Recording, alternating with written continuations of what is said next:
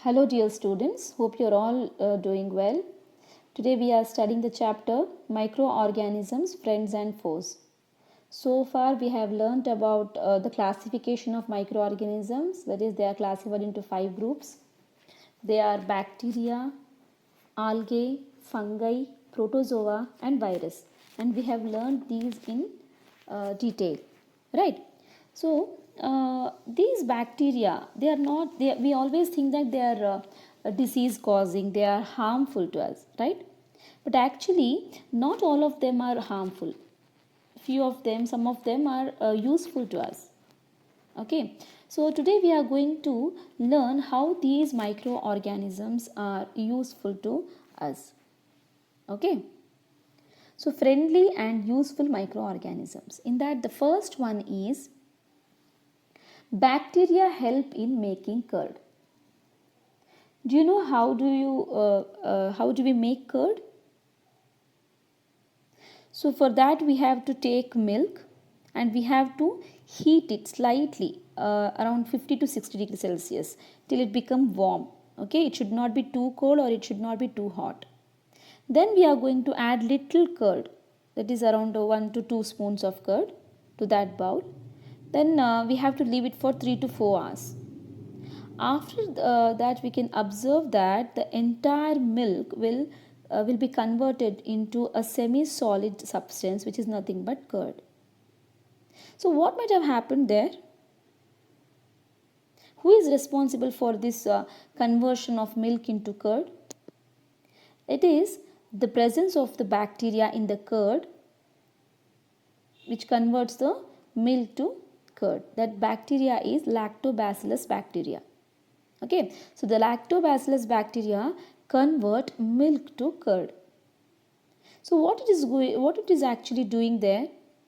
So this lactobacillus bacteria multiply in milk and convert milk sugar into lactic acid. Whatever sugar present in milk is consumed by this lactobacteria, which is converted into lactic acid. Okay, so this is how we are going to prepare a curd. Okay, so who is the main material or main thing which is responsible for the conversion? It is lactobacillus bacteria. These lactobacillus bacteria are rod shaped. You must be knowing that this bacillus means rod shaped bacteria. Do you remember?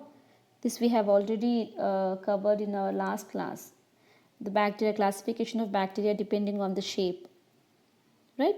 So rod shaped bacteria are called as bacilli. Fine. So this lactobacilli bacteria looks like this under the microscope. See, here you can see the rod shaped bacteria, hence the name bacilli, bacillus. Fine. You know that bacilli is plural form, right? Singular form is bacillus. Next one is yeast helps in making bread. So what is yeast?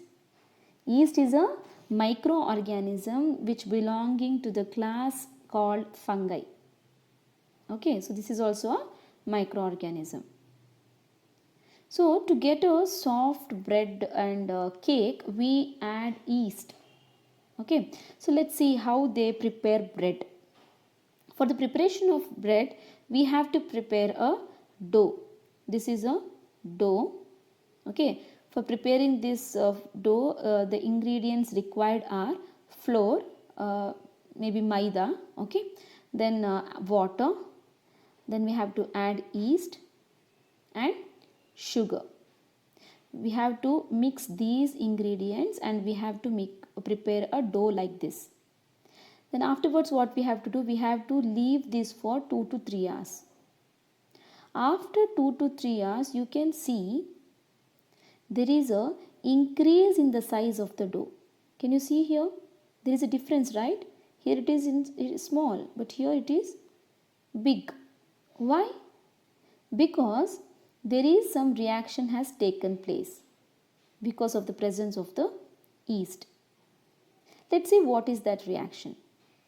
Sugar which is present in the dough is converted into carbon dioxide with the help of yeast. Okay, so whatever sugar present in the dough is eaten up by the yeast. Okay, it is consumed by the yeast and it is converted into carbon dioxide. Okay, so these carbon dioxide are trapped inside this dough. Hence, carbon dioxide is a gas, right? So because of the presence of that gas, it has become so big. Okay, so now by using this dough, we are going to make the bread. Okay, so when we heat this dough, what is going to happen? Whatever the gas molecules are there, they are going to burst. Because of this bursting of the gas molecules, what happens? There will be holes of unequal size. These holes you can see in the bread. So here you can see the presence of small holes, right? So these holes are because of the bursting up of the carbon dioxide bubbles. Okay, so